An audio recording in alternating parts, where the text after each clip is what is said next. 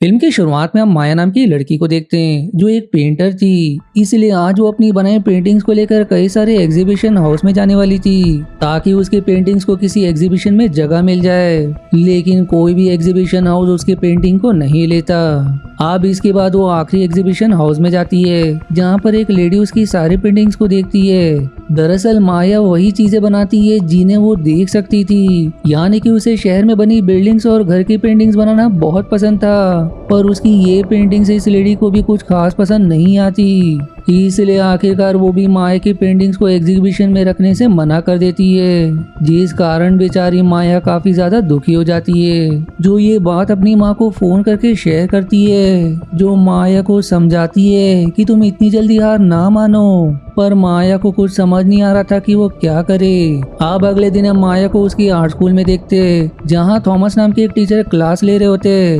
Thomas यहाँ सभी को अपनी पेंटिंग्स दिखाता है जो आम पेंटिंग से काफी ज्यादा अलग और डरावनी थी। यहाँ थॉमस की पेंटिंग्स को देखकर माया को काफी आश्चर्य होता है, क्योंकि उसके मुताबिक ऐसा कुछ कोई बिना देखे कैसे बना सकता है। फिलहाल तो क्लास के बाद थॉमस को स्कूल की हेड बुलाती है, जो थॉमस से कहती है कि कई बच्चों ने तुम्हारे खिलाफ शिकायत की है। उनका कहना है कि तुम काफी अजीब पेंटिंग्स बनाती हो जो देखने में ही काफी डरावनी लगती है, और साथ ही तुम सभी के साथ काफी सख्ती से पेश आते हो, जिस कारण तुम्हें अपने तरीकों को बदलना होगा। अब यहाँ थॉमस बिना उससे बहस किए उसकी बात सुनने के बाद बाहर चला जाता है, जहाँ माया अब भी थॉमस की बनाई पेंटिंग्स को देख रही थी। वो थॉमस से सवाल करती है कि आप बिना देखे इतनी अजीब चीजें अपने दिमाग में सोचकर उसे पेंटिंग में कैसे उतार लेते हो। मैं तो बिना देखे भी पेंटिंग्स नहीं बना पाती।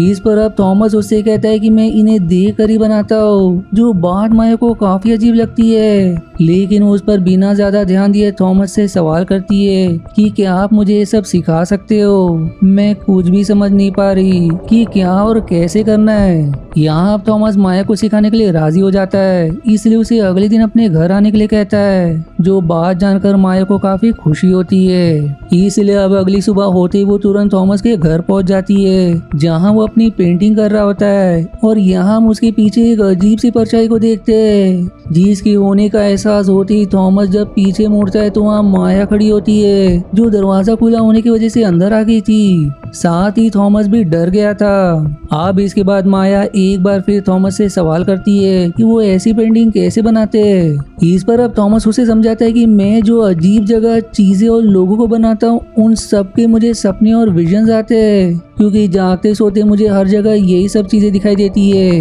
वो आगे ये भी शेयर करता है कि मुझे इन चीजों से काफी डर भी लगता है, क्योंकि कभी कभी ऐसा लगता है मानो ये शायद मुझे यहाँ से कहीं और ले जाना चाहते हैं, या फिर ये सब मेरा वहम भी हो सकता है। इसके बाद अब थॉमस माया की बनाई पेंटिंग्स देखता है, जिसे देखते वो उन सबको आग में जला देता है और कहता है कि एक सच्चा आर्टिस्ट वही होता है जो आंखों देखी चीजों को बनाते समय उस खास चीज के साथ अपनी भावना को भी जोड़ सके।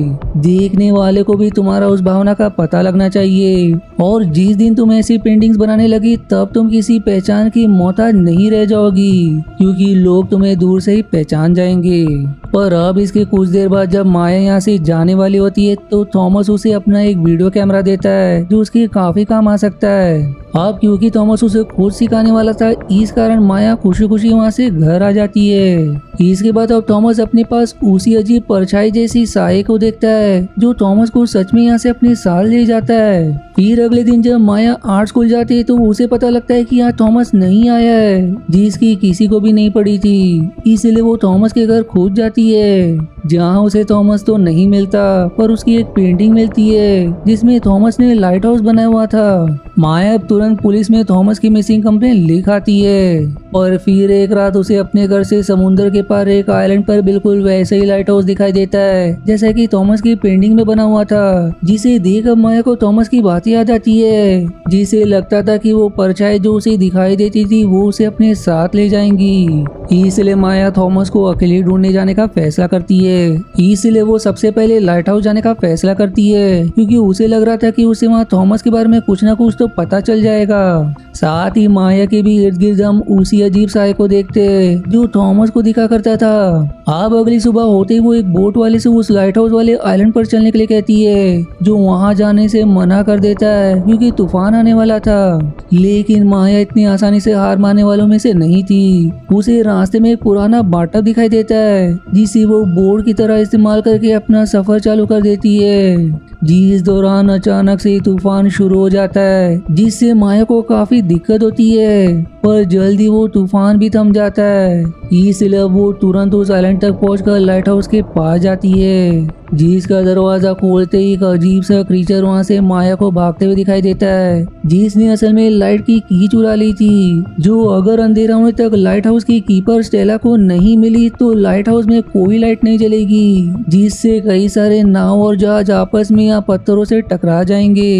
इसलिए स्टेला माया से उस क्रीचर के पीछे जाकर वो की लाने के लिए कहती है, जो लाने में माया नाकामयाब होती है क्योंकि उस क्रीचर ने उस की को पानी में फेंक दिया था। अब ये जानने के बाद स्टेला माया को एक पुराना स्कूबा डाइविंग सूट पहनाकर पानी के अंदर से वो की ढूंढ कर लाने के लिए कहती है, जो काफी मुश्किलों के बाद माया को मिल तो जाती है। लेकिन जब वो बाहर निकलने ही वाली होती है तो कोई डरावना सा गॉब्लिन नाम का क्रीचर उसे मारने की कोशिश करता है, पर सही समय पर माया पानी से बाहर आ जाती है, जिस वजह से रात को लाइट हाउस में लाइट सही समय पर जल जाती है। फिर स्टेला माया से यहाँ आने का कारण पूछती है, जिस पर माया बताती है कि मैं यहाँ अपने टीचर थॉमस को ढूंढने के लिए आई हूँ। इसलिए वो स्टेला को थॉमस के बारे में सब कुछ बताती है, जिस पर अब स्टेला कहती है कि मुझे तो नहीं पता कि तुम्हारे टीचर कहाँ होंगे, बाकी अगर वो यहाँ आए होते तो मुझे जरूर पता होता। अब क्योंकि माया को यहाँ कुछ भी पता नहीं चलता, इसलिए वो सुबह होते ही अपने सफर पर आगे निकल पड़ती है, जहाँ फिर वो रास्ते में थक आकर एक चट्टान पर बैठ जाती है। अब वहाँ जब वो सोच ही रही होती है कि अब वो थॉमस को कहाँ ढूंढे, तभी अचानक से जिस चट्टान पर वो बैठी थी वो उठ खड़ी होती है। दरअसल ये चट्टान नहीं बल्कि ट्रोल नाम का बहुत ही पुराना समय का क्रीचर था, जो अपनी कई सालों की नींद से जागा था। यहाँ ट्रोल को देखकर माया काफी ज्यादा डर जाती है, लेकिन ट्रोल उसे कुछ नहीं करता, बल्कि वो तो उल्टा माया से सवाल करता है कि मेरे जैसे दूसरे ट्रोल्स कहाँ पर है। वो फिर माया से शेयर करता है कि एक समय हम इस पृथ्वी पर बहुत सारे थे, लेकिन फिर धीरे धीरे हम खत्म होने लगे। इसके बाद अब ट्रोल के पूछने पर माया भी अपने बारे में बताती है, जिस पर दोनों ही एक दूसरे की मदद करने का फैसला करते हैं। ट्रोल अब उसकी थॉमस को ढूंढने में मदद करेगा, तो वहीं माया ट्रोल के परिवार या दोस्तों को। अब उसी रात जब ट्रोल और माया एक जगह आराम कर रहे होते, तभी कुछ चिड़िया जैसे क्रीचर्स माया के सामान में से चमकने वाली चीजें चुरा ले जाते, जिससे माया काफी डर जाती है। अब इसके बाद अगली सुबह जब माया की नींद खुलती तो वो पास ही के पत्थर पर कुछ बना हुआ देखती है, जो कोई जगह थी। इसलिए वो अब इंसानों के बस्ती में जाती है, जहाँ वो एक आदमी को उस जगह की तस्वीर दिखाती है जो पत्थरों पर बनी थी, ताकि वो आदमी अपने बोट से माया को वहाँ पहुँचा सके। अब ये आदमी ये तो पहचान लेता है कि ये कौन सी जगह है, लेकिन बिना पैसों के वो माया को ले जाने से मना कर देता है, जो माया के पास नहीं थे। फिलहाल तो अब वो बाहर आती है, तब वो ट्रोल को रोते हुए देखती है, जिसके हाथ में एक दूसरे ट्रोल की लाश थी। यहाँ ट्रोल काफी दुखी था और साथ ही उसे ये भी एहसास हो गया था कि अब शायद वो अकेला ही बचा है। इसलिए दुखी होकर वो माया को अकेला छोड़कर वहाँ से चला जाता है। पर अब इसी के साथ माया के ऊपर फिर से गॉब्लिन हमला करते हैं, जिससे ट्रोल बचा लेता है, यानी कि वो कहीं गया नहीं था। अब यहाँ ट्रोल के पूछने पर माया उसे बताती है कि बिना पैसे या कीमती चीज के वो उस जगह नहीं जा सकती, और उसे वहीं अंदर से लग रहा है कि थॉमस इसी जगह पर है। वो अब आगे पूछने पर ट्रोल को बताती है कि इंसानों के लिए कोई भी चमकने वाली चीज कीमती होती है, जिस पर अब ट्रोल उसे बताता है कि वो चिड़िया जैसी क्रीचर चमकने वाली चीजों को चुरा कर एक अंधेरे गुफा में जमा करते हैं। इसलिए वो माया को उनकी गुफा तक ले जाता है, जो बहुत ही पतली थी। इसीलिए ट्रोल माया के साथ नहीं जा सकता था, जिस वजह से माया अकेले उस गुफा में प्रवेश कर जाती है, जहाँ फिर काफी मुश्किलों के बाद वो ढेर सारी चमकने वाली चीजों को वहाँ से उठा लेती है। लेकिन ये सब सिर्फ बर्तन थे, जिस कारण वो बोट वाला माया की हंसी उड़ाता है और माया इससे काफी उदास हो जाती है। लेकिन तभी एक आदमी खुद माया से आकर कहता है कि मैं तुम्हें वहाँ लेकर जाऊंगा, कल तैयार रहना, जिससे फिर माया का उदास चेहरा खिल उठता है। अब अगले दिन वो ट्रोल से विदा लेकर आगे के सफर पर निकल पड़ती है, जिस दौरान वो आदमी माया से बताता है कि मेरी बेटी की समुद्र में डूबकर मौत हो गई, जिस चीज को जानकर माया उसे दिलासा देती है। इसी बीच माया पर फिर से डरावने गॉब्लिन्स का हमला हो जाता है, जिससे वो आदमी अकेले लड़ने की कोशिश करता है, जो गॉब्लिन के साथ समुद्र में गिरकर मारा जाता है। यहाँ माया को उस आदमी की मौत का काफी दुख होता है, लेकिन वो रुक भी नहीं सकती थी, इसलिए वो खुद से बोट चलाकर उस जगह आखिर पहुंच जाती है। जिस जगह पहुंचकर वो देखती है तो काफी बड़ा शहर है, जहाँ पर काफी विशाल और ढेर सारे मंदिर थे। और यहाँ में ये भी रिवील होता है कि जो साया थॉमस को दिखा करता था वो भी यहीं के थे। वो लोग दरअसल थॉमस को यहीं लेकर आए, जिन्हें माया लगातार ढूंढ रही थी। तभी फिर वहाँ के रहने वालों की नजर माया पर पड़ जाती है, इसलिए वो उसके पीछे पड़ जाते हैं, जिनसे माया बचने की बहुत कोशिश करती है, पर आगे जाने पर सभी उसे घेर लेते। लेकिन वो लोग माया को कोई नुकसान नहीं पहुँचाते, बल्कि उल्टा उसके सवालों के जवाब देते।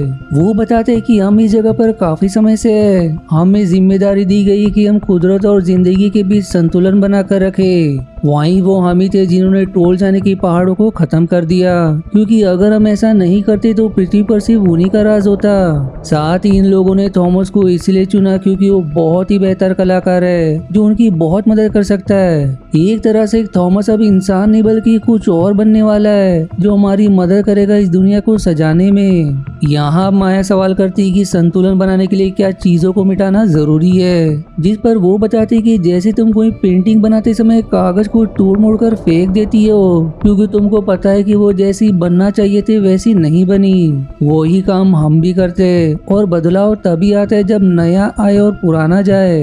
इसके बाद अब वो लोग माया के कहने पर उसे थॉमस के पास ले जाते हैं, जो माया को देखकर उतना खुश नहीं होता जितना कि माया को उम्मीद थी। फिर यहाँ थॉमस माया को हायर लिविंग की तरफ बढ़ने के लिए कहता है, क्योंकि ये मौका सिर्फ एक कलाकार को ही मिल सकता है। वो आगे बताता है कि कुछ समय में मैं भी इन्हीं की तरह हो जाऊंगा, इस शरीर को मुझे अब त्यागना होगा, क्योंकि जो जिम्मेदारी मुझे मिले उसे निभाने के लिए मुझको भूख, प्यास, नींद और बाकी संस्कारिक चीजों को छोड़ना होगा, जिसमें ये लोग मेरी मदद करेंगे। इसलिए तुम वापस लौट जाओ और जो भी तजुर्बा तुमने इस सफर के दौरान प्राप्त किया है उसे तुम अपनी कला के जरिए दुनिया को बताओ। जिसकी इस बात पर माया हमेशा रिलाती है, और फिर थॉमस वहाँ से चला जाता है। इसके बाद अब हम माया को देखते हैं, जो अलग अलग क्रीचर्स की, ट्रोल की और अपने सफर के तजुर्बे की कई सारी पेंटिंग्स बनाती है, और सभी उसे खूब पसंद भी करते हैं। यहाँ भी इन चीजों को उसने थॉमस के दिए कैमरा में कैद कर लिया था, और थॉमस भी अक्सर एक साए की तरह उसके साथ ही रहता था, जिससे माया अच्छे से वाकिफ थी। बाकी थॉमस की तरह माया को भी अपनी जिंदगी का लक्ष्य मिल गया था। जिसी पॉजिटिव एंडिंग के साथ ये मूवी यहीं समाप्त हो जाती है। आशा है आपको मेरी एक्सप्लेनेशन पसंद आई। यदि हाँ तो प्लीज वीडियो को लाइक करना और चैनल को सब्सक्राइब करके सपोर्ट करना ना भूलें। मिलते हैं अगले एक्सप्लेनेशन वीडियो में, तब तक के लिए धन्यवाद दोस्तों।